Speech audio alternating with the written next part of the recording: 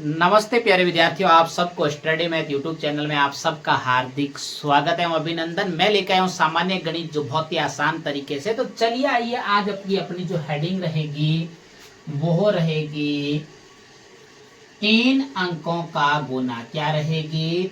3 अंकों का गुणा। अब देखो, गुणा का जो चिन्ह होता है वो इस प्रकार होता है, और 3 अंकों का गुणा भी सीखना अति आवश्यक है, क्योंकि गणित गुणा के बिना अधूरी है। और अगर आपको गुणा नहीं आ रहा है तो आप जीवन में कुछ नहीं कर पाओगे।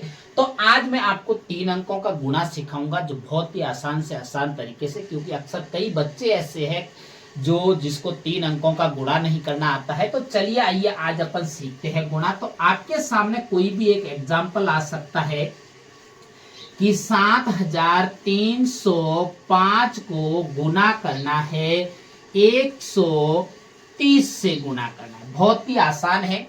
अब देखिए, मान लीजिए अगर इस क्रम में आपके पास में लिखा हुआ मिले तो आपको सही क्रम में गुणा करने से पहले कैसे लिखना है वो सबसे पहले आपको आना चाहिए। तो पहले तो आपको क्या करना है, सबसे बड़ी वाली संख्या को सबसे ऊपर लिखना है कि 7305।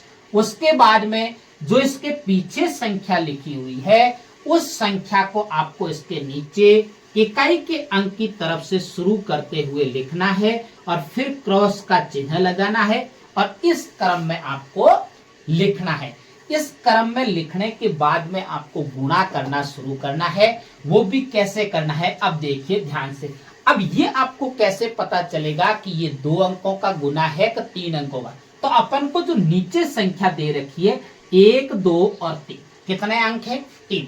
तभी तो ये कहलाता है कि 3 अंकों का गुना। आपको पता है कि जो संख्या है वो किससे मिलकर बनी होती है? अंकों से मिलकर बनी होती है। अब देखिए, पहले सबसे पहले 1 अंक की तरह अपन 1 अंक पीछे से लेंगे और इसका इस पूरे ऊपर वाले सारे अंकों से गुणा करेंगे। उसके बाद में दूसरे वाले अंक का 0 का 5 से गुना करेंगे तो 0। मैं कई बार आपको बता चुका हूं कि जब भी 0 से किसी भी संख्या से गुणा करने पर अपना आंसर क्या आता है? 0। 0 का 0 से गुणा करने पर 0, 0 का 3 से गुणा करने पर 0, 0 का 7 से गुणा करने पर 0।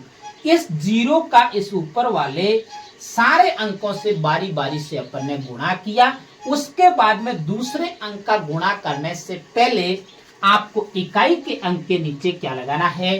क्रॉस का चिन्ह लगाना है। उसके बाद में देखिए, 3 का पहले पहाड़ा 5 बार बोलेंगे। 3 पंजे 15, हासिल लगी अगले वाले अंक के ऊपर 1, क्योंकि जब भी आपके पास में डबल अंक आता है तो आगे वाले अंक हमेशा आगे वाले अंक के ऊपर हासिल के रूप में जाएगा, और पीछे का जो अंक है, जैसे कि ये 15 था तो आगे का अंक तो अपना हासिल के रूप में, और पीछे का जो 5 था वो उसके नीचे लिखा गया। उसके बाद में देखिए, वापस देखिए, 3 का 0 से गुणा करेंगे तो 0, और 0 में जब 1 जोड़ोगे तो वही अंक आएगा जिनको जोड़ा गया 1। तो यहाँ पे कितना लिखा जाएगा? 1। 3 का 3 से गुणा करेंगे तो 3 तिया 9, 9 अकेला अंक है इसलिए कोई हासिल नहीं लगेगी। फिर 3 का 7 से गुणा करेंगे, 3 साते 21। अब देखो, यहां मैंने 21 के 21 क्यों लिखे? क्योंकि आगे कोई अंक नहीं था। अगर आगे अंक होता तो 1 अंक हासिल के रूप में जाता। अब देखिए, इस 3 का इन पूरे अंकों से गुणा बारी बारी से होने के बाद में आपको अगले वाले अंक का गुणा करने से पहले इकाई और दहाई के अंकों के नीचे क्या लगाना है? क्रॉस का चिन्ह लगाना है। उसके बाद में 1 का वापस पुराने वाली कैरी को मिटा दीजिए, हासिल को। अब देखिए, 1 का 5 से गुणा करेंगे तो कितना आएगा? 5।